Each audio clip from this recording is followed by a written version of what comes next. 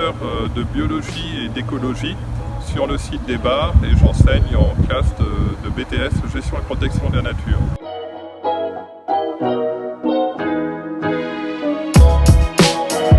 C'est déjà le site puisqu'on est sur un domaine de près de 300 hectares. Sur ces 300 hectares, vous allez avoir différents milieux. Donc des forêts, des landes, des prairies, des mares, comme ici derrière moi. Il y a même un site Natura 2000 grâce à des pelouses calcaires. Là aussi bien sûr l'arboretum, les collections botaniques de l'arboretum national. Et ces différents terrains, ces différents milieux sont le support de travaux pratiques que l'on peut faire sur place. Autre atout, c'est notre équipe pédagogique qui a expérimenté. Ça fait des années qu'on dispense les cours en GPN. On est actuellement à la 28e promo d'étudiants GPN. Un autre atout important, c'est notre réseau de partenaires professionnels. Dans ces professionnels, on a beaucoup d'anciens étudiants qui interviennent dans nos cours et puis avec lesquels on peut faire des travaux, notamment des travaux pratiques.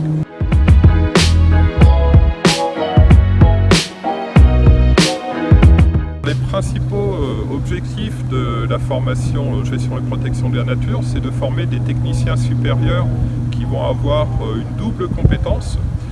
Première compétence dans l'expertise naturaliste, c'est-à-dire qu'ils sont capables d'étudier des milieux et de faire un diagnostic de ces milieux à partir de la végétation, à partir de la faune que l'on va trouver sur ces milieux. Grâce à ce diagnostic, proposer des mesures de gestion de ce milieu.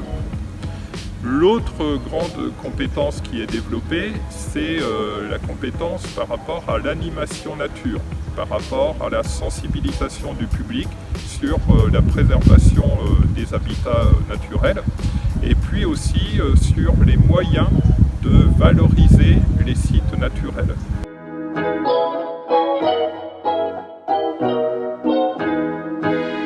Ça représente à peu près 2/3 de nos effectifs qui vont poursuivre notamment en licence professionnelle. Donc une année pour se spécialiser dans un domaine précis. Ça peut être l'entretien, la gestion des cours d'eau, ça peut être des méthodes d'étude de la faune, du diagnostic naturaliste plus poussé encore. Donc une année de licence professionnelle. Nos étudiants peuvent aussi poursuivre à l'université en licence et puis ensuite en master pour acquérir un niveau Bac+5 pour devenir chargé d'études ou chargé de mission dans différents types d'organismes. Poursuivre en prépa ATS, c'est une classe préparatoire en 1 an qui prépare au concours pour entrer dans les écoles d'ingénieurs. Donc c'est une voie réservée aux étudiants qui ont un BTS. On peut aussi entrer dans l'école, préparer le concours de vétérinaire par cette voie.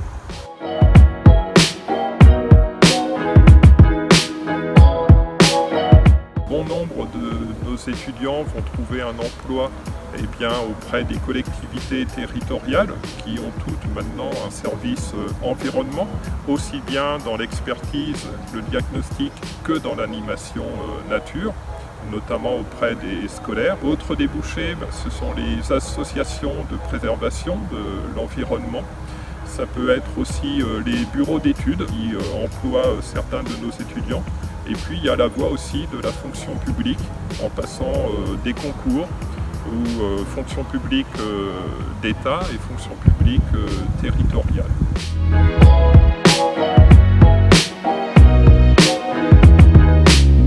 C'est la richesse des milieux sur lesquels les étudiants peuvent aller travailler dans le cadre des cours, mais aussi en dehors des heures de cours, donc en activité extrascolaire, puisqu'ils peuvent faire leurs propres observations le soir ou le week-end sur le site.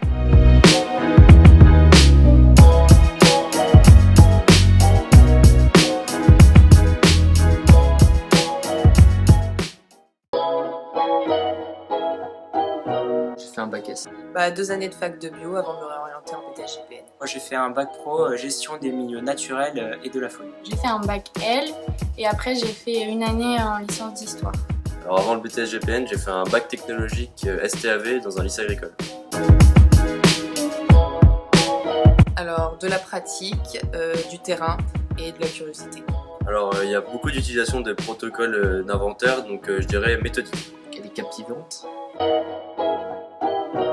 Alors après le BTS GPN, je vais faire une licence pro pour préparer mon diplôme d'état d'accompagnateur en moyenne montagne. Alors technicien de rivière, spécialisé dans l'ichtyologie des poissons et mycologie des champignons. Alors j'aimerais continuer mes études et faire une licence professionnelle pour pouvoir travailler après dans la gestion. Bon, Jamy, là on est proche d'une rivière et il y a des élèves qui sont en train de travailler juste derrière. On va voir ce qu'ils font. Salut Clément. C'est Victor. Comment ça va? Ça va. Bon, qu'est-ce que tu fais là avec tes collègues? Là avec les collègues on est en train de faire un diagnostic du cours d'eau.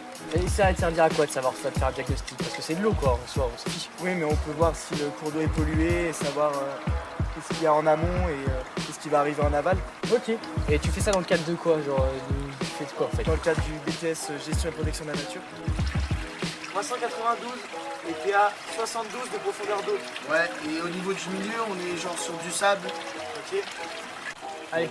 Merci beaucoup Clément pour ces Pas de rien. explications. Bon allez, on va en labo pour finir les travaux. Vous me suivez?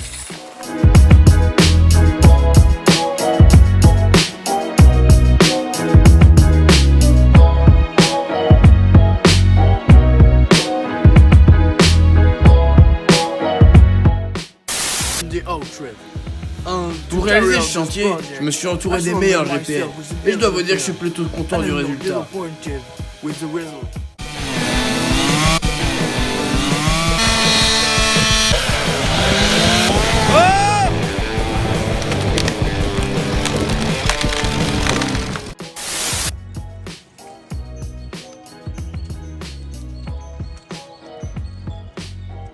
Tapis dans les buissons, l'étudiant GPN observe les oiseaux environnants.